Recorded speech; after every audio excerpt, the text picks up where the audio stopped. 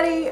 I just finished up my morning yoga, and as I was doing some of that work and getting myself going for the day, I was thinking about the blog post that I just finished last night for Bubby and Bean, which will go up in just a couple weeks. And I know I shouldn't be thinking about too much, but actually that's what yoga tends to do for me, is it kind of like hones me in on things that are part of my flow, and it's been really valuable creatively for me like that. And so yeah, I was thinking about the writing that I did late last night before I went to bed, and the mask recipe that I came up with for them on the blog is an exfoliating mask. So it's designed to freshen your skin for spring. And as I was thinking about that, it's a pretty potent mask recipe. So I was thinking about how to instruct people on how to use it, because I really kind of think that exfoliating is one of the things that people kind of do either too much or not at all to their face. So it's important to get the right balance. And, you know, giving people a recipe for something that's pretty potent, you know, you want to make sure that they're using it properly so that you're not actually doing your skin more harm than good. Because, you know, when you use something that's really powerful the right way, it can be truly beneficial to you. But if you're misapplying it or using it too much, it's not such a good thing for you. So I kind of thought that maybe this would be a good opportunity to jump into this whole vlogging thing and do a little add-on to that blog post, because I think it's a really good recipe, and it definitely is going to be fun for people to try and really great for them to do at home if they, you know, just have these ingredients laying around or want to give something a shot, mixing something up fresh. Because fresh is really great when you're talking about natural, because you're getting so much more benefit out of those ingredients if, you know, they haven't been sitting on a shelf at a store somewhere for a long time. And I think that people are going to see a lot more benefit out of something. So if you can't buy a fresh product from a smaller producer, then at least you have the option to make something for yourself. So in thinking about exfoliation, so basically the deal is, especially as we get older, our skin doesn't turn over cells as frequently. So it gets a little clogged up, a little stuck. And every day you're making more new cells for your skin. Every day you're shedding the dead ones. And if your skin isn't performing very efficiently, you can get a little dull, you know, a little flaky. If you get to the point where your skin is actually flaky, you've got a good bit of dead skin built up, because really the cells are so small that you should not be like seeing them coming off. And if you're basically shedding skin cells efficiently, you're not going to see them. So if it's gotten to a point where you actually have flakiness due to like lack of exfoliation or inefficient shedding, then it's definitely a good time to do something about it. There can be other reasons that you have flaky skin, one being irritation. So there's multiple reasons that you can have like basically a textural problem with your skin, but inefficient skin cell shedding is one of them.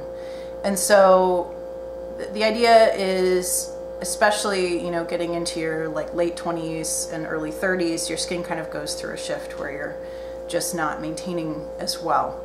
And so using an exfoliating product can be a real help to your skin in terms of it keeps that fresh, new skin right at the surface, and also allows you to get better effect from the products that you're using, because you're applying them to live cells rather than to old dead stuff. Because, you know, an active ingredient isn't going to do much if you're applying it to something that's not living anymore.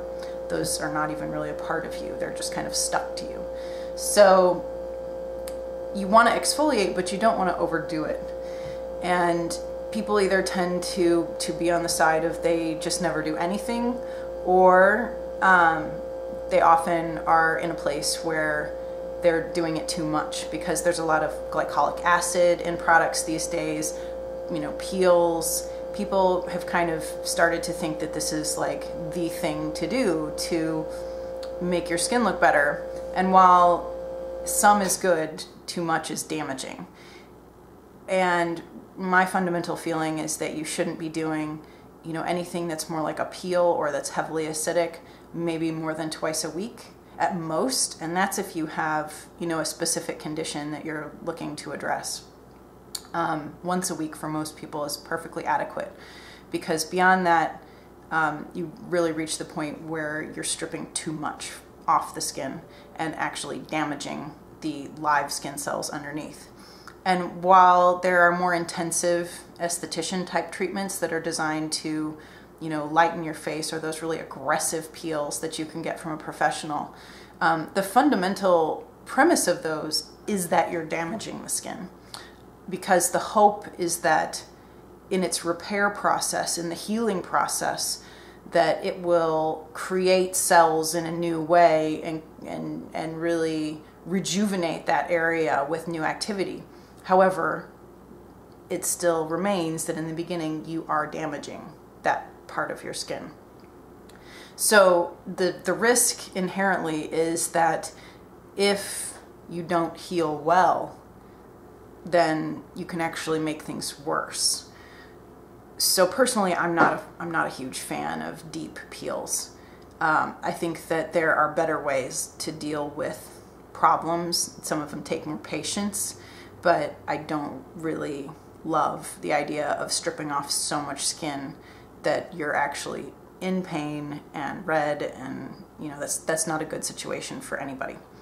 So how much is too much? Well, basically, if you're feeling, you know, after you've used a product, if you're feeling like a little sensitive, a little redness, a little bit is okay, but that means stop. And you would want to apply then a really calming moisturizer and, you know, rejuvenating products like oil serums, or, you know, just a pure aloe gel, something that's going to really soothe that area and get it back from aggravated and inflamed to happy and performing well and comfortable.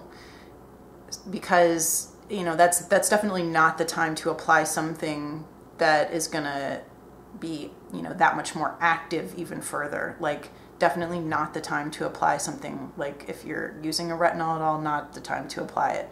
I don't really use retinols myself, you know, personally or in my products, because there's just too many health risks and potentials for irritation in my personal belief, so I don't choose to use them. But, you know, if that's something that you're doing, right after a peel is not a great time to apply something else like that, because it's going to just aggravate the skin further.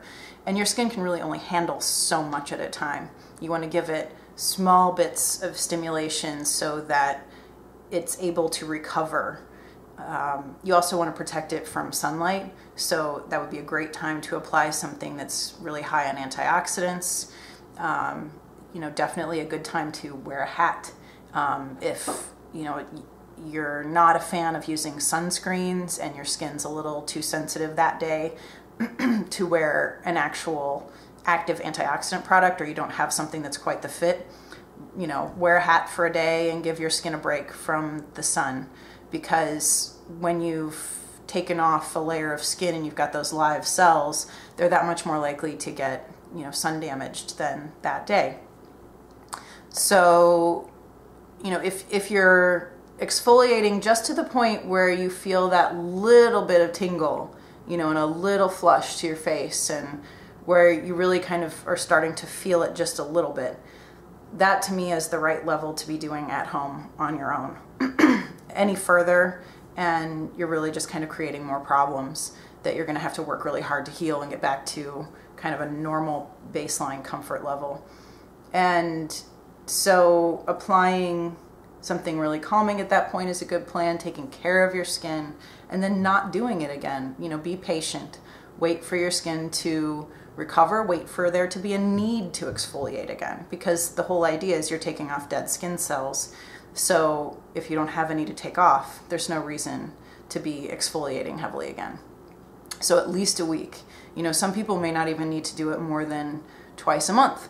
You know, this can be a very occasional thing, especially if you're doing a light exfoliation on a daily basis, just, you know, using a terry washcloth to remove your cleanser. That's plenty for most people. That's gonna, you know, stimulate the skin. It's gonna help remove, you know, debris and like that loosest layer of dead skin cells. And for most people, that's perfectly adequate.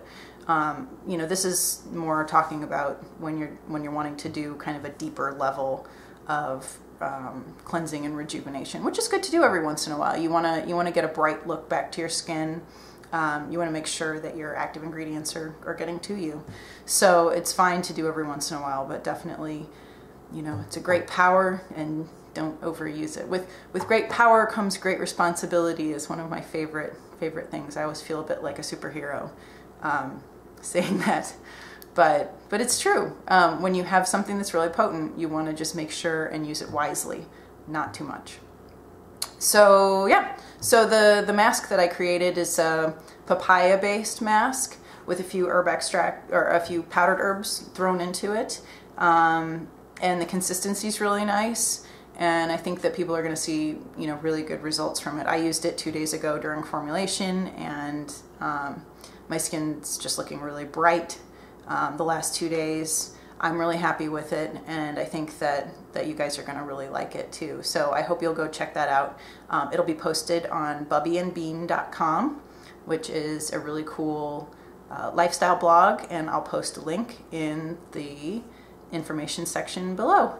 And yeah, if you have any other questions, definitely feel free to comment, and I'll be happy to answer.